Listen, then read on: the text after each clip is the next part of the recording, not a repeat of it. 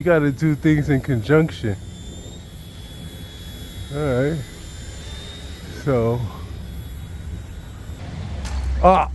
Before I even started flying planes, I was in a local store. I saw this little helicopter and it was $10 and I picked it up. I was like, hey, you know, that'll be fun to tool around with indoors. And it flew good until flew directly into my fish tank. It still flew a bit after that, but then eventually this the motor in the tail stopped working, and so it wouldn't operate properly, and so I put it on the shelf.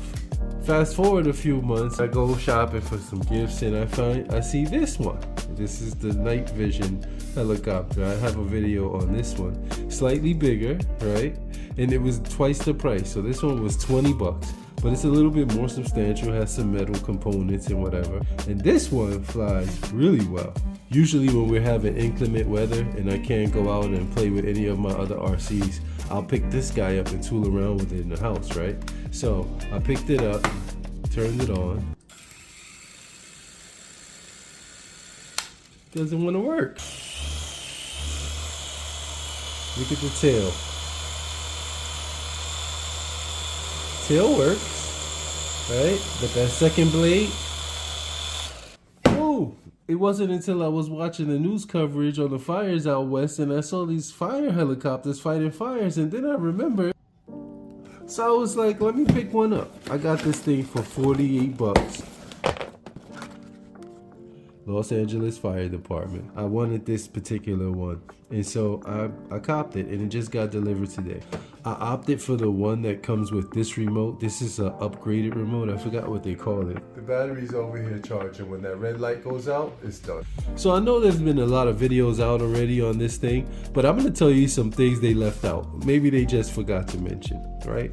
First of all, I bought this like these, thinking that I would just be in here, you know, flying them inside the house. But I live in New York and it's not exactly a mansion in here, especially if you like me and you gotta use your spare room as an airplane hangar. So there's very limited space to fly, and you can see this one is substantially bigger than this one that I used to tool around with here. So when I first got out of the box, I'm like, let me try it. And that was a major no-no. Do not try to fly this indoors, at least until you get it in a large enough space to make room for errors. And by large enough space, I mean outside. All right, so we're at the World Famous Battlegrounds in Harlem. That's the Dance Theatre of Harlem right there. And see, we got nets, son, in the painted court. So we got the Bell 206 by RC Era. I know I shouldn't be out here in this wet. All right, down and out starts it.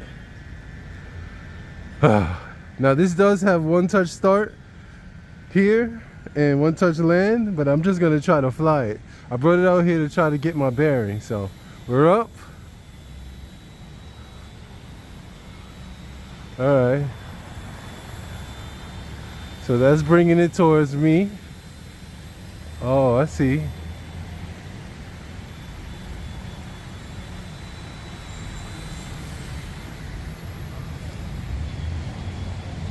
All right, so we broke it. Immediately the battery popped out and we're missing this little piece on the side here. I think we're still good, so let's try it one more time. I want to be able to fly this thing in the house, but I realized that let's see if I could just start up again. One touch. Yep, and it goes. Okay, so let me get my bearings. If I want to turn, okay, left and right. If I want to go higher, if I want to lean, right, left, okay.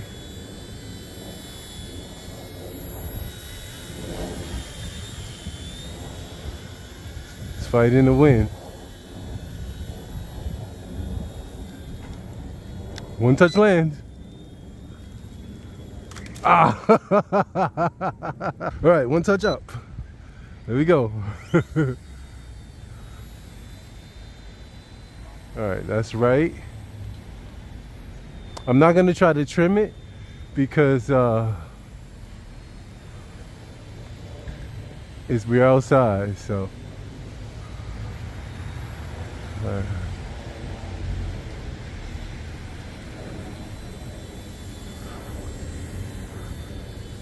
Backwards, come on. Yeah. Let's try to land in a circle.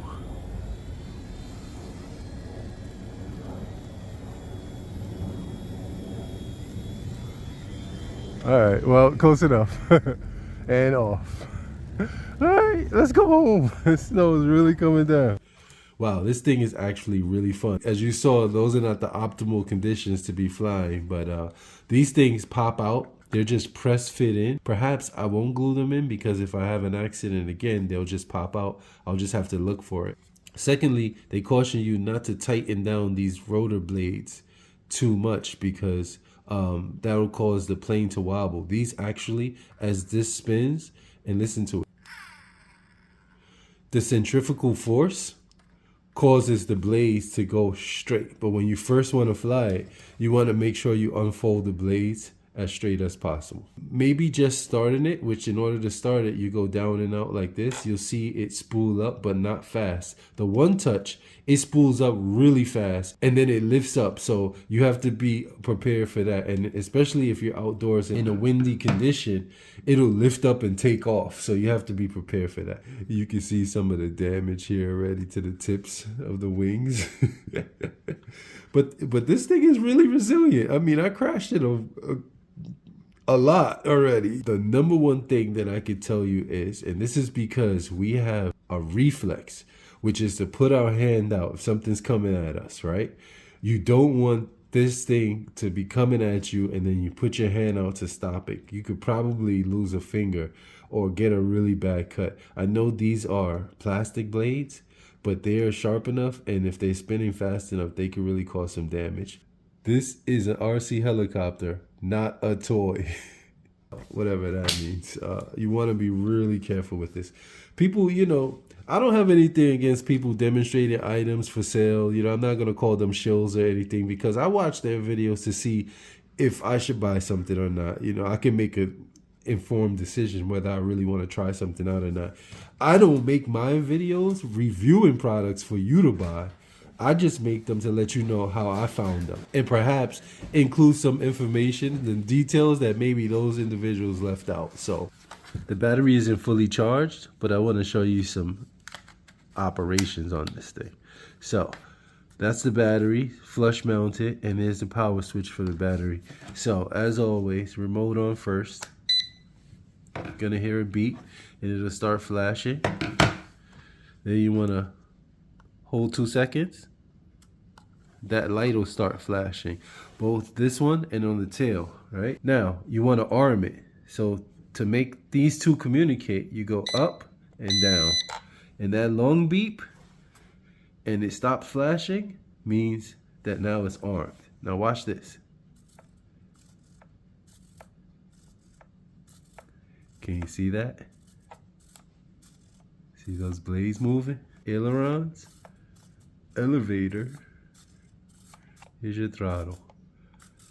Now I could do that without the plane moving because I haven't started it yet. Down and out is to start it and it'll spool up. So down and out.